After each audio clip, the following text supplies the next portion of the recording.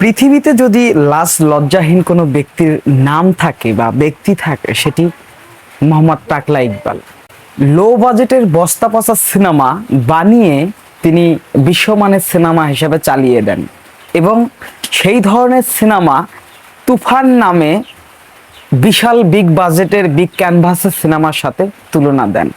কত বড় গাধা এবং গর্ধ!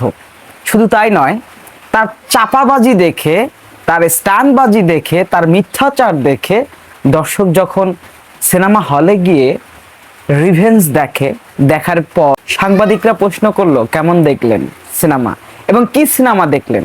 প্রথমত উত্তরটা এরকম হয়,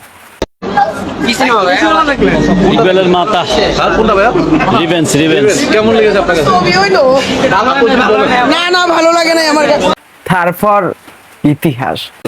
যাই হোক, ডেড বডি খ্যাত টাকলা ইকবাল, তার ডেড বডি সিনেমা তো ডেট হয়ে গেছে, পরিচালকও ডেট হয়ে গেছে। এসব পরিচালক চলচ্চিত্রে না থাকাই ভালো।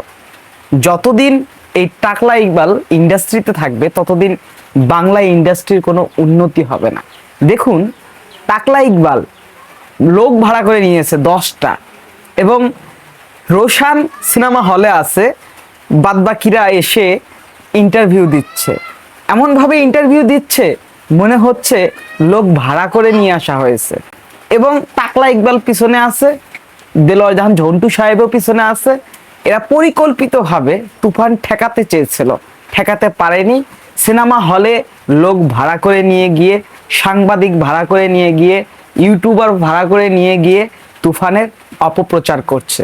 শুধু তাই নয়, এই টাকলা ইকবাল ষড়যন্ত্র করতেছে তুফান সিনেমাটি অতি দ্রুত কিভাবে সোশ্যাল মিডিয়াতে পাইরেসি করা যায়। যদি তুফান সিনেমা পাইরেসি হয়, এটি একমাত্র টাকলা ইকবালের জন্যই পাইরেসি হয়েছে। আমি পরিচালক রায়হান রাফিকে বলতে চাই, আপনার সিনেমা নিয়ে যে নোংরামি শুরু হয়েছে, টাকলা ইকবাল যা নোংরামি শুরু করেছে, এটার একটা ব্যবস্থা নেওয়া দরকার।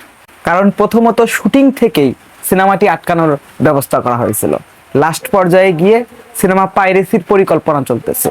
লাস্ট পর্যায়ে গিয়ে লোক ভাড়া করে নিয়ে এসে তুফানের বিরুদ্ধে কথা বলাচ্ছে। আদৌ কি ডেড বডি খ্যাত পরিচালক টাকলা ইকবালের রিভেঞ্জ সিনেমার মধ্যে পড়ে, সিনেমার কোয়ালিটিতে পড়ে? কখনোই না। ভাই ব্রাদার, ডেড বডি খ্যাত ডেড পরিচালককে নিয়ে কমেন্ট বক্স ভরে দিন। আমার মনে হয় এই ব্যক্তিটার কোনো লজ্জা শরম নাই। কারণ একটা মানুষের এত পরিমাণে হ্যাটাস থাকার পরেও কিভাবে সিনেমা বানায় উনি, কিভাবে সোশ্যাল মিডিয়াতে মুখ দেখায়। আমরা হলে ভাই এতদিন ফাঁসি দিয়ে মারা যেতাম। আসলে ওর লজ্জা নাই, লজ্জার পানি দিয়ে ওকে ধোয়া হয়নি। ভাই ব্রাদার, ভরে দেন কমেন্ট বক্সে।